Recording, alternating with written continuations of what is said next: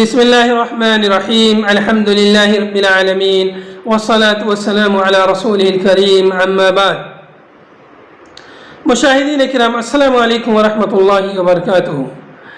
آج میں آپ حضرات کی خدمت میں نعمت المنان مجموع فتاوی فضیلت الدکتور فضل الرحمن المدنی رحمہ اللہ سے ایک اہم مسئلہ لے کر حاضر ہوا ہوں۔ مسئلہ ہے شک کے دن روزہ کے بارے میں۔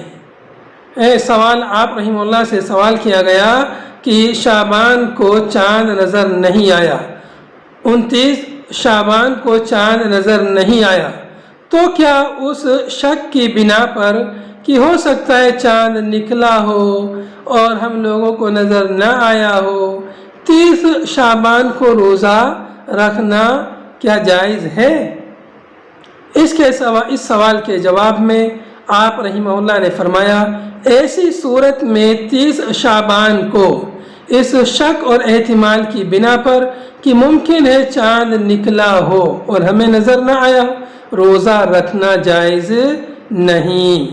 حضرت عمار بن یاسر رضی اللہ عنہ فرماتے ہیں، من صام اليوم الذي يشك فيه فقد عصى ابا القاسم صلی اللہ علیہ وسلم، رواہ ابو داود والترمذی والنسائی وقال الالبانی اسنادہ صحیح۔ ارواء الغلیل جلد نمبر 4 صفحہ نمبر 125۔ جس نے شک کے دن روزہ رکھا اس نے ابو القاسم صلی اللہ علیہ وسلم کی نافرمانی کی۔ وآخر دعوانا ان الحمد للہ رب العالمین۔